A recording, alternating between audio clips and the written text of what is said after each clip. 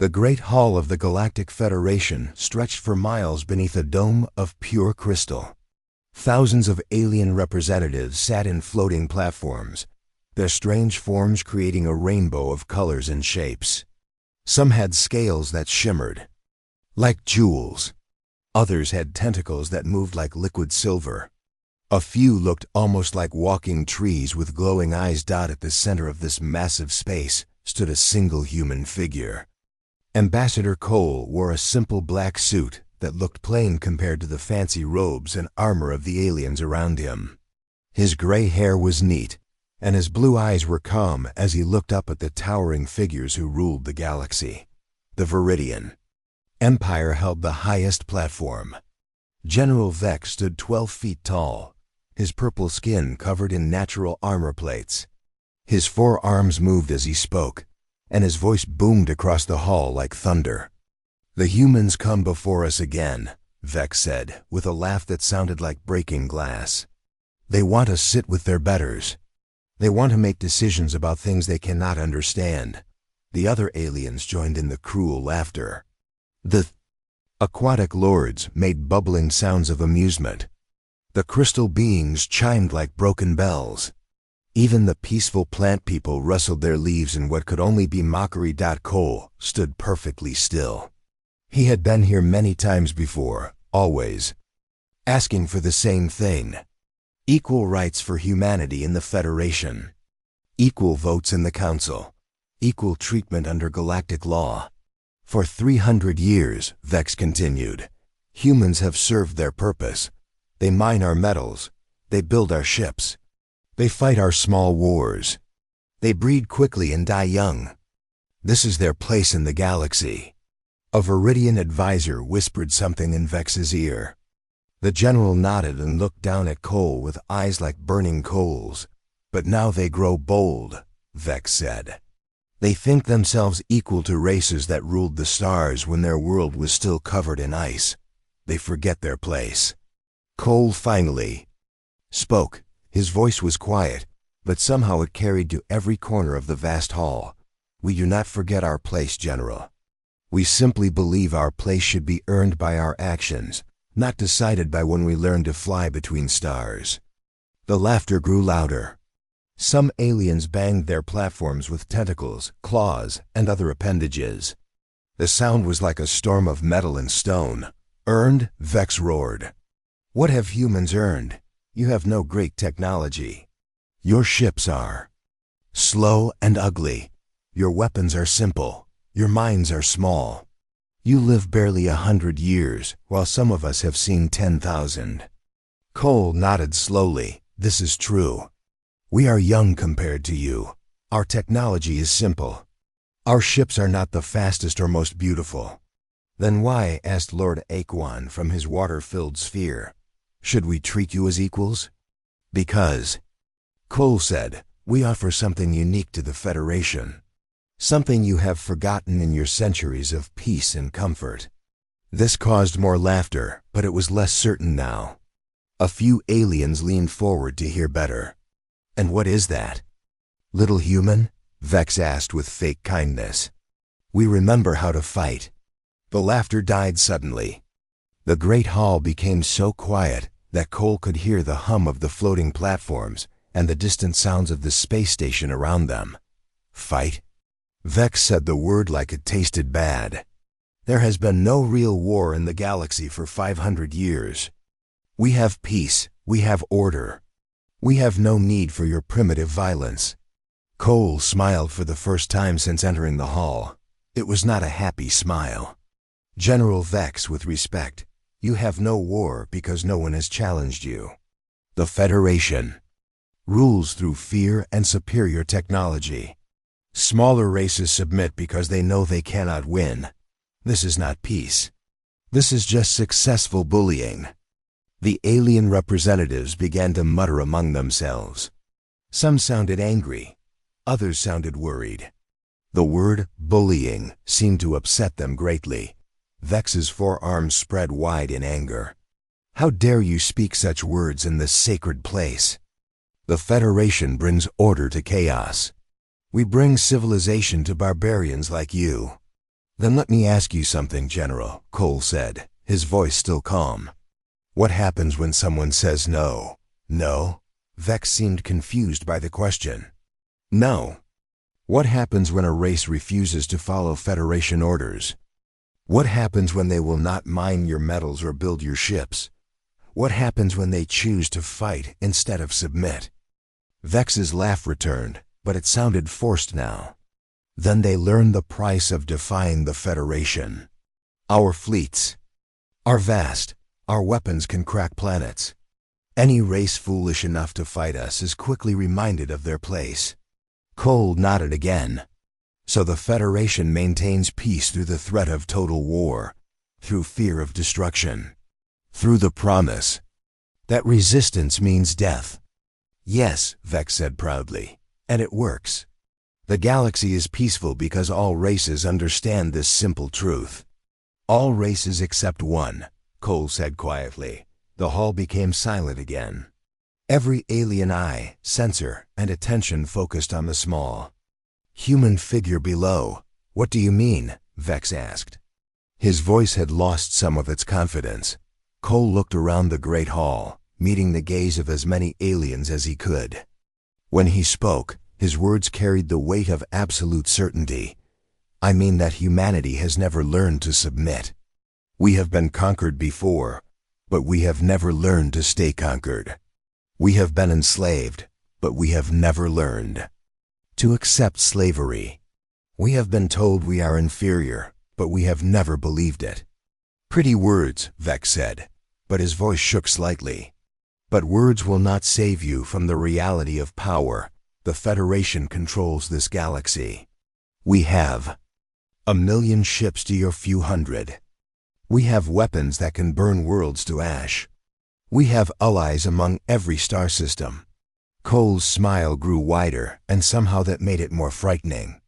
General Vex, you are absolutely right. The Federation is more powerful than humanity. Your technology is better. Your fleets are larger. Your weapons are more advanced. In a straight fight, you would destroy us completely. Then you surrender? Vex asked hopefully. No, Cole said simply. I am here to deliver humanity's final answer to your ultimatum. Which is? Cole's voice carried across the silent hall with perfect clarity. Every word was pronounced carefully, as if he wanted to make sure there was no misunderstanding. The answer is no. We will not submit to permanent slavery. We will not accept second-class citizenship in a galaxy we helped build. We will not bow down to bullies, no matter how powerful they claim to be. Vex's forearms trembled with rage. Then you choose war? You choose death? Your entire pathetic species chooses extinction? Cole looked up at the towering alien general. His blue eyes were as cold as space itself. General Vex, before you make your final decision, let me ask you one last question. What question could a primitive human ask that would matter to the mighty Federation? Cole's smile disappeared. When he spoke, his voice carried something that made several aliens step back from their platform edges. It was not anger or fear, or desperation. It was something far more dangerous. That it was certainty. Are you absolutely certain you want war with humanity? 3 months had passed since Ambassador Cole's final words echoed through the Federation Hall. 3 months of absolute silence from human space. No messages, no diplomatic contact, no trade requests, nothing. General Vex stood on the bridge of his flagship, the Dominion's Fist, watching the star charts that showed the quiet zone where human worlds existed. Red markers indicated their colonies, mining stations, and industrial planets. All of them had gone dark. Status report, Vex commanded his communications officer. Still nothing, sir, the young Viridian replied, his purple skin pale with nervousness. We have sent over 200 messages to human space. None have been answered. Our trade ships report that human stations are either empty or refuse to respond to contact attempts. Vex's forearms crossed behind his back. They run like scared animals, just as expected.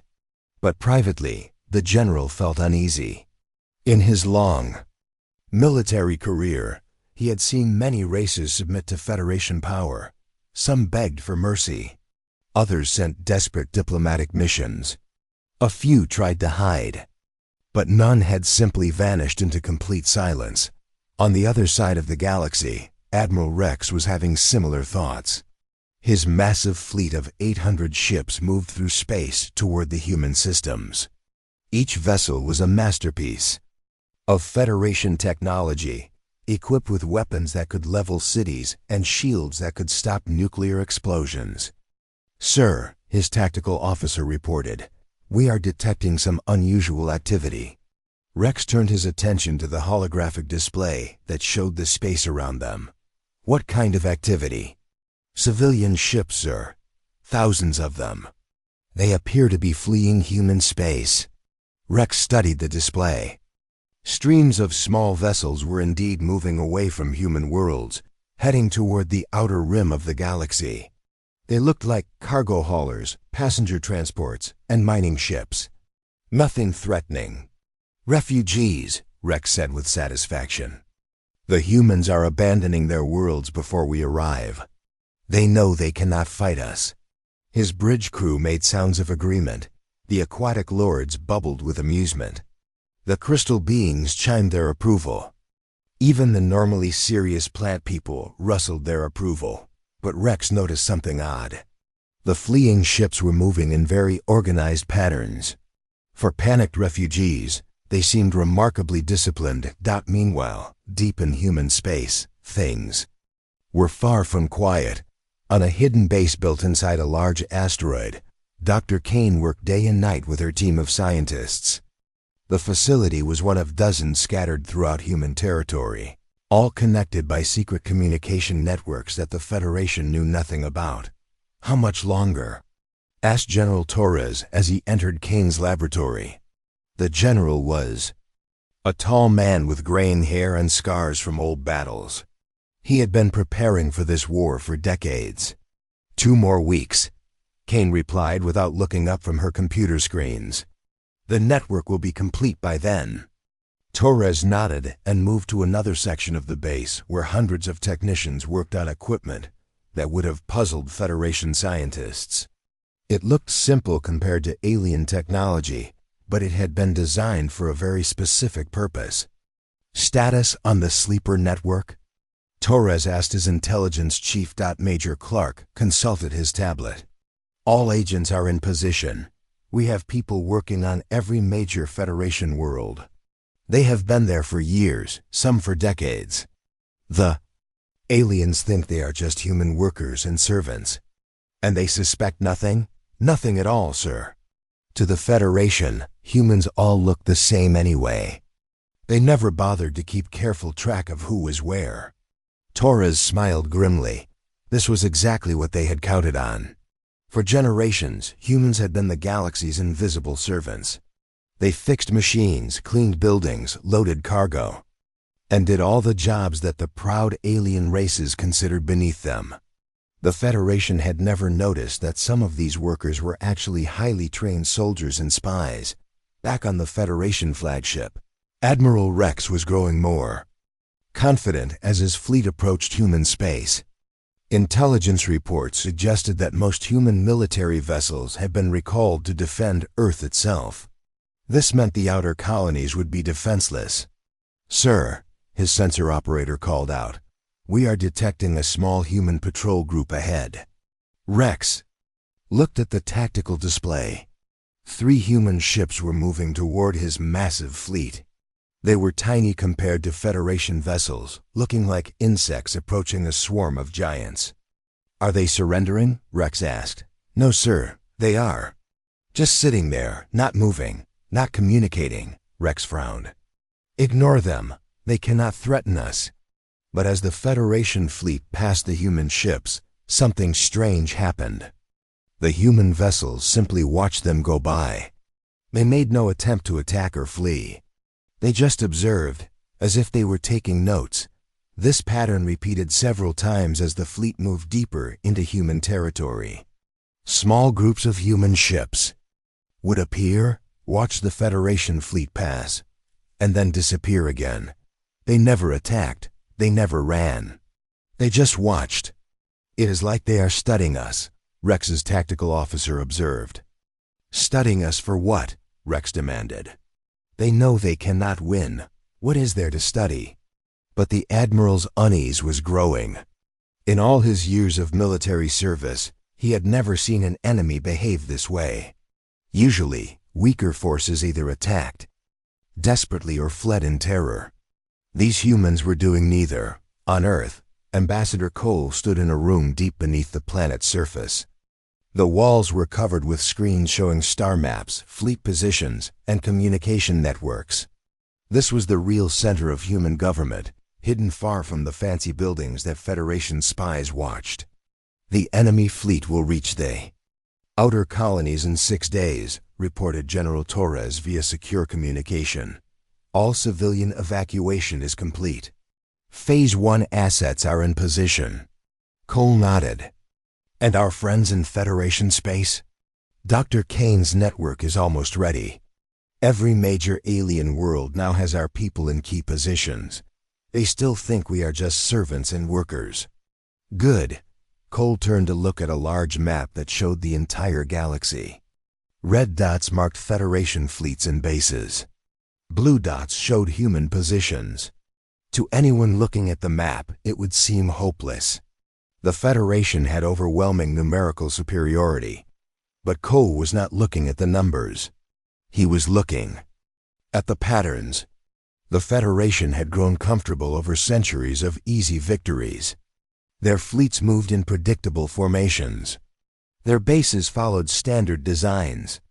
Their commanders followed textbook strategies. They had forgotten that textbooks were written by people who had never fought humans. "Begin Phase 2, Cole ordered. Across human space, the evacuation ships that Admiral Rex had dismissed as fleeing. Refugees began to change course. Instead of heading for the outer rim, they started moving towards specific coordinates that had been planned months in advance. These were not refugees. They were the largest military deception in galactic history. Cargo ships opened their holds to reveal hidden weapons platforms. The passenger transports deployed fighter squadrons that had been concealed inside false civilian compartments. The mining vessels activated military-grade sensors and communication arrays, but the Federation fleet saw none of this.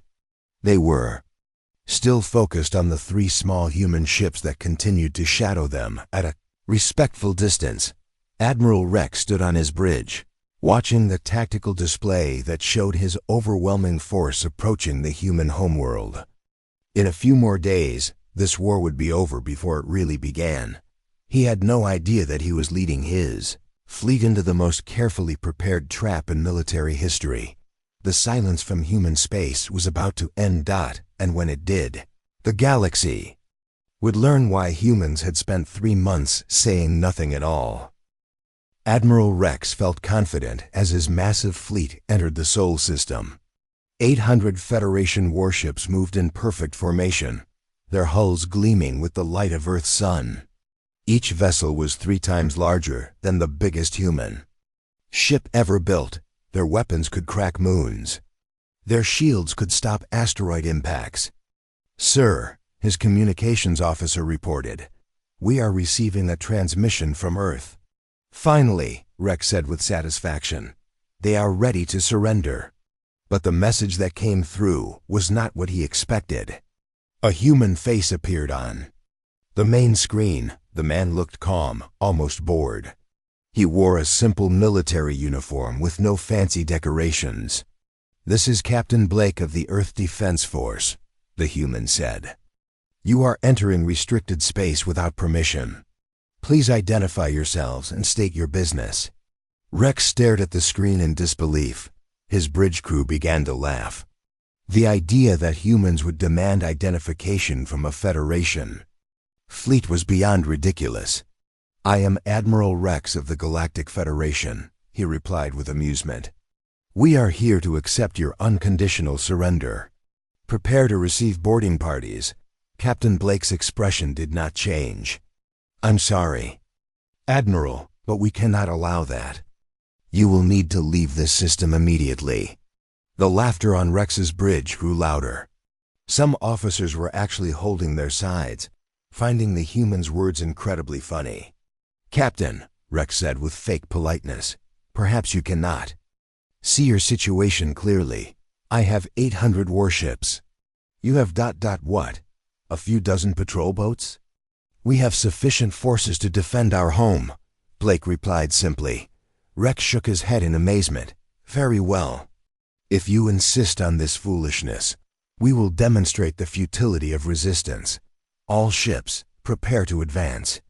The Federation fleet began moving toward Earth, their weapons powering up and their shields activating. Rex expected to see human ships fleeing in panic or trying to hide behind their planet's moon. Instead, something impossible happened. The space around the Federation fleet began to change. What had appeared to be empty space suddenly filled with human vessels. They seemed to materialize from nowhere, as if they had been invisible moments before. "Sir!" Rex's sensor operator shouted in alarm. Multiple contacts appearing all around. US, hundreds of them. Rex stared at his tactical display in shock. The neat formation of red dots representing his fleet was now surrounded by blue dots. Human ships were everywhere, above and below, left and right, front and behind. "How is this possible?" Rex demanded. "Our sensors showed empty space." "They were hiding in the asteroid belt," his tactical officer reported, his voice shaking. "They must have been using some kind of stealth technology." But it was not just technology. The humans had spent months moving ships into position, disguising them as space rocks and debris. They had used their knowledge of Federation sensors to find every blind spot and weakness. "All ships, open fire," Rex commanded. The Federation fleet began shooting, their massive weapons lighting up space with deadly energy beams. But the human ships moved in ways that defied everything the aliens understood about space combat. Instead of forming neat battle lines like civilized races, the human vessels scattered in all directions. They twisted and turned like living things, never staying in one place long enough to be targeted properly. Some ships actually flew straight at Federation vessels, passing so close that their hulls almost touched. Captain Blake's voice came over the communication system again, but now he was talking to other human ships. "Dragon Squadron, take the left flank. Phoenix Wing, hit their command ships. Ghost Company, you know what to do." Rex watched in growing horror as his perfectly organized fleet began to fall apart. The humans were not fighting like any enemy he had ever faced. They did not follow the standard rules of space warfare. A group of small human fighters suddenly appeared directly in front of his flagship. They were tiny compared to the massive Federation vessel, like insects attacking a giant. But these insects had very sharp stings. The fighters moved in perfect coordination, targeting specific points on his ship's hull. Their weapons were not as powerful as Federation guns, but they knew exactly where to hit. Shield generators, weapon mounts, sensor arrays, communication dishes. "Sir, we are losing systems all across the ship," his engineering officer reported. Rex tried to understand what was happening. His fleet had superior firepower, better armor, stronger shields. By every logical measure, they should be winning easily. But the tactical display showed Federation ships exploding while human casualties remained surprisingly light. "They are using our own tactics against us," his tactical officer observed with something like admiration in his voice. This was true. For months, the humans had studied Federation battle recordings. They had learned every standard formation, every common strategy, every predictable response. The aliens fought by the book because the book had worked for centuries, but humans had written a different book. A massive Federation battleship exploded nearby, torn apart by coordinated attacks from dozens of small human ships. The aliens had tried to protect their heavy vessels by surrounding them with lighter escorts, But the humans simply ignored the escorts and went straight for the big targets. "Sir," his communications officer called out urgently, "we are receiving distress calls from ships throughout the fleet. They are requesting permission to withdraw." Rex felt a cold chill run through his body. His fleet was not just losing. It was being destroyed by an enemy that should have been completely outmatched. "All ships, fall back to defensive positions," he ordered. "Form up around the command vessels." But the humans did not give him time to reorganize. As soon as the Federation ships began to group together, human vessels appeared from new directions. Some emerged from behind planets. Others came from the outer system where they had been hiding in the shadows of gas giants. Captain Blake's fighters zipped past Rex's bridge, their weapons carving deep scars in the flagship's hull. The human pilot was so close that Rex could see his face through the cockpit window. The man looked completely calm, as if destroying alien warships was just another day's work. "How many ships do they have?" Rex demanded. "Unknown, sir," his sensor operator replied. "They keep appearing from new locations. Our estimates keep changing." This was another part of the human strategy. They had made their fleet look smaller by hiding ships throughout the solar system. When the Federation arrived expecting to face a few dozen vessels, they instead found themselves fighting hundreds. But numbers were not the only advantage. The human ships moved with a precision that amazed even their enemies. When Federation vessels tried to target one human fighter too, others would attack from behind. When alien ships moved to protect their flanks, humans would strike from above or below. Rex had spent his entire career studying military tactics, but he had never seen anything like this. The humans fought like a single organism with hundreds of parts, each one perfectly coordinated with all the others. "Sir," his tactical officer said quietly, "we have lost over 300 ships, more than half our fleet." Rex stared at the tactical display. The neat formation of red dots that had entered the system was now a scattered mess of wreckage and fleeing vessels. The blue dots representing human ships seemed to be everywhere. "Order all remaining ships to retreat," Rex said, his voice barely a whisper. "Sir?" The communications officer was not sure he had heard correctly. "I said retreat," Rex shouted. "All ships, withdraw from the system immediately." As the broken remnants of his fleet limped away from Earth, Rex tried to understand what had gone wrong. The Federation had superior technology and overwhelming numbers. They should have won easily, but they had made one critical mistake. They had assumed that humans would fight like every other race in the galaxy. They had expected formal battle lines, predictable tactics, and civilized warfare. Instead, they had encountered something far more dangerous.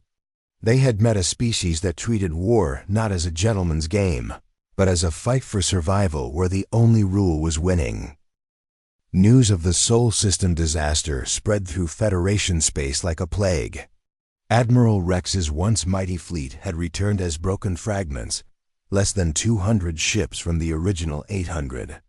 The survivors spoke in whispers of human fighters that moved like ghosts and weapons that struck from impossible angles.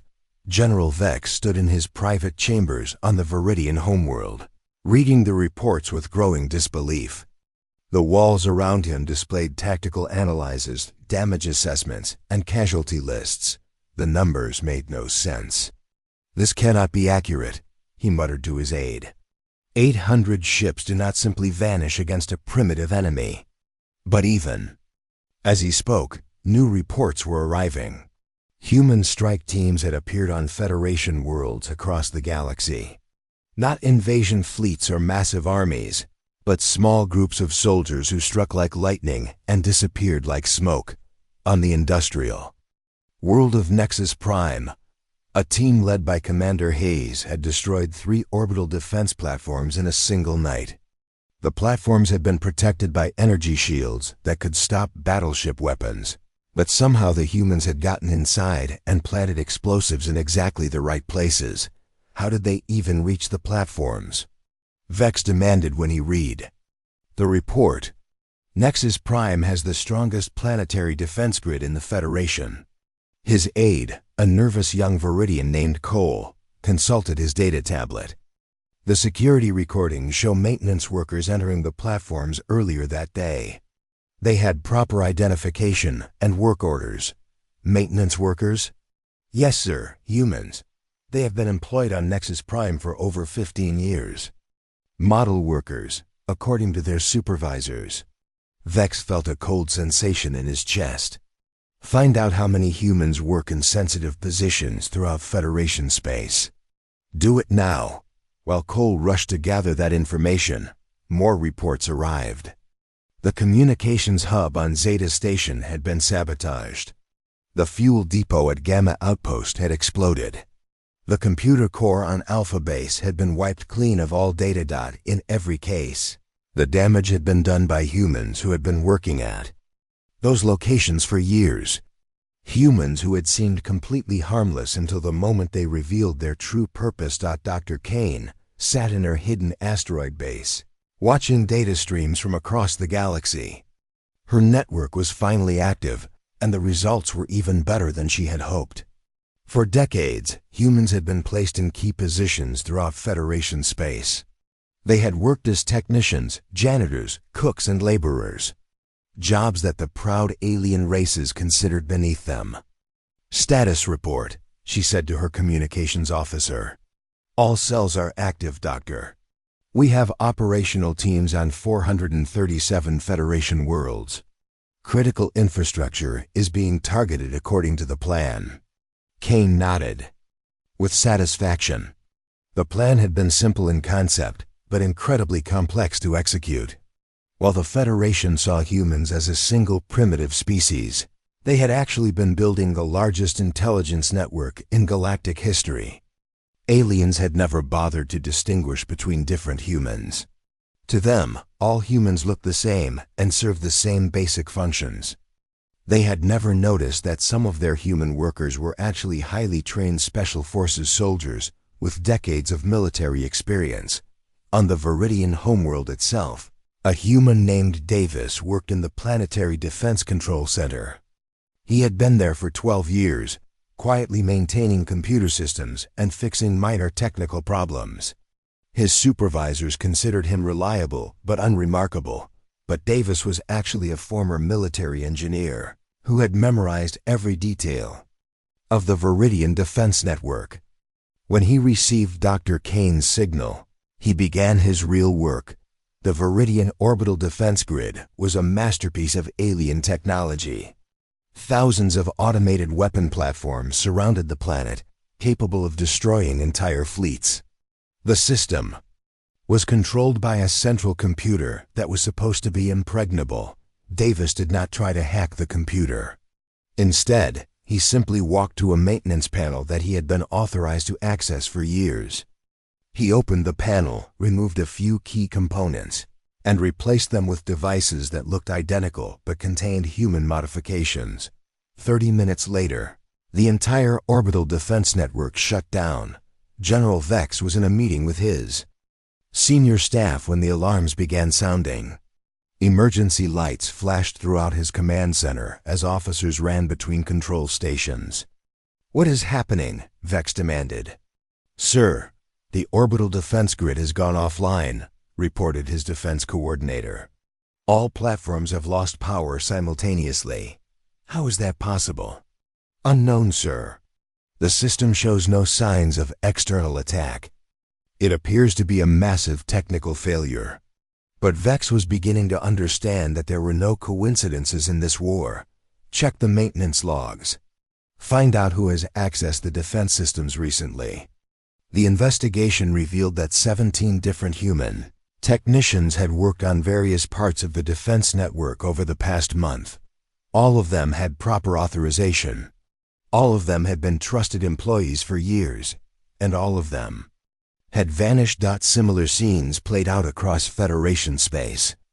The crystal beings discovered that their communication network had been compromised by human workers who had been maintaining their equipment for decades.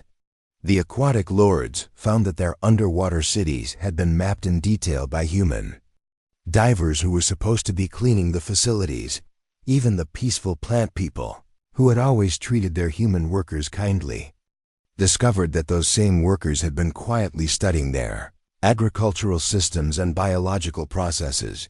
Commander Hayes led a strike team against a Federation military academy on the world of Terminus.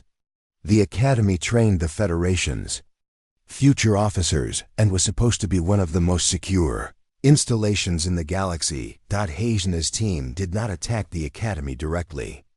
Instead, they waited until nightfall and then emerged from positions they had prepared months earlier. They had been hiding in plain sight, disguised as maintenance workers and support staff. The attack lasted exactly 18 minutes. Hayes's team disabled the Academy's communication systems, destroyed their weapons storage, and captured detailed information about Federation military training.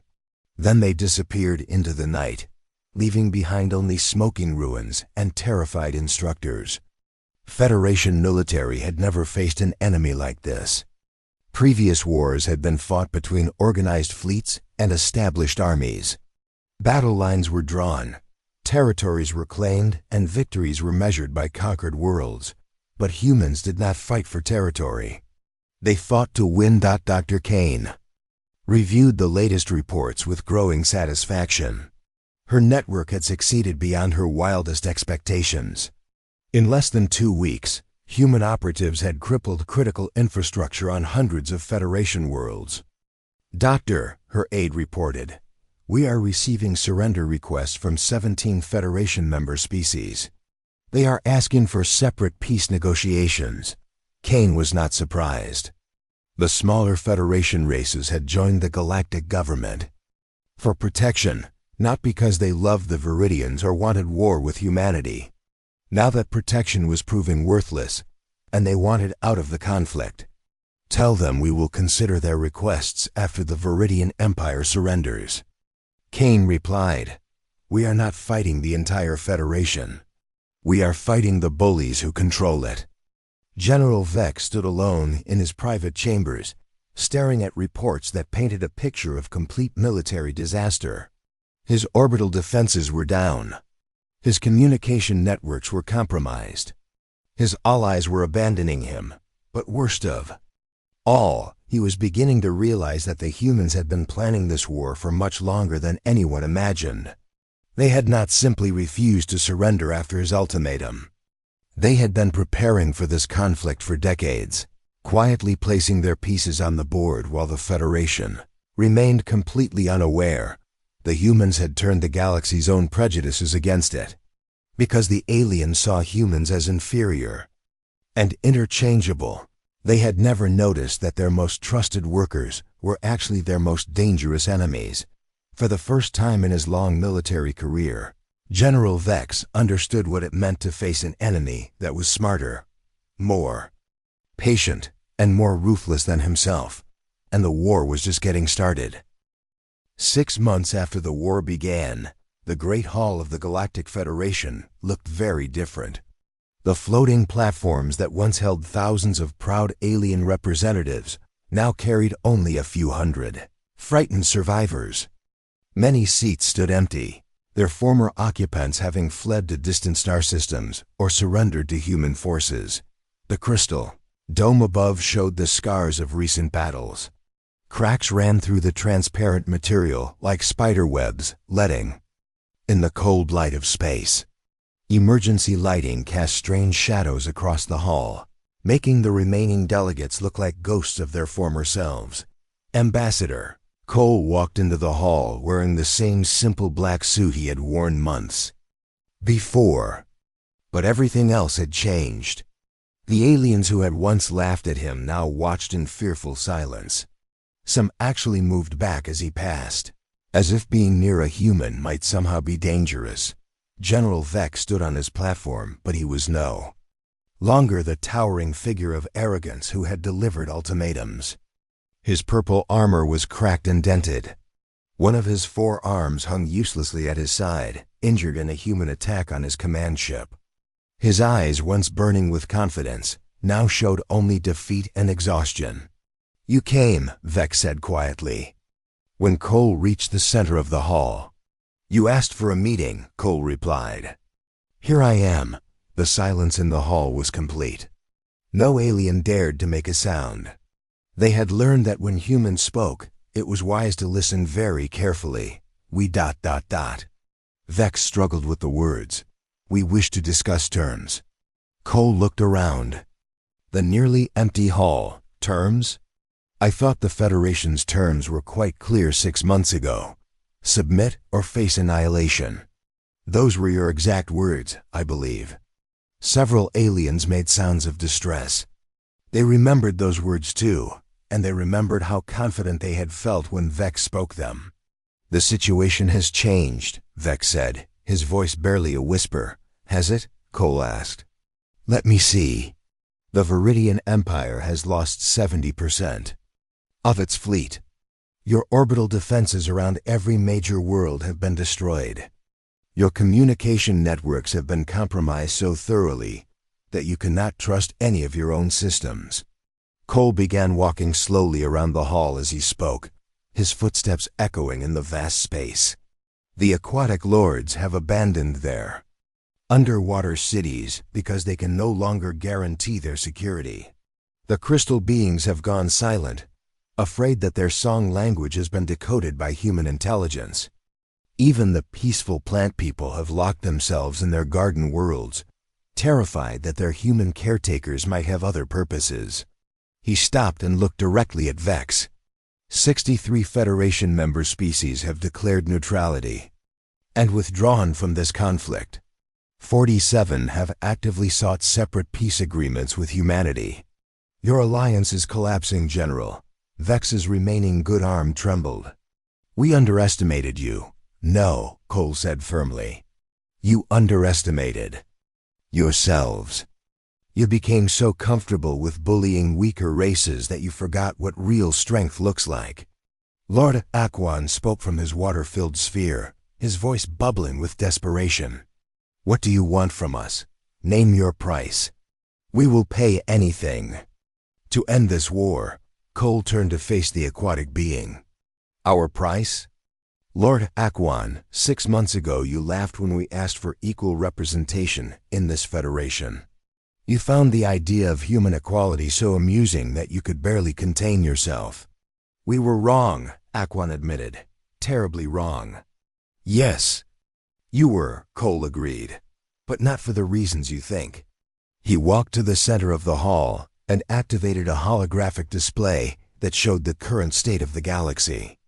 Red zones marked areas under human control or influence. Blue zones showed Federation territory. The amount of red was shocking.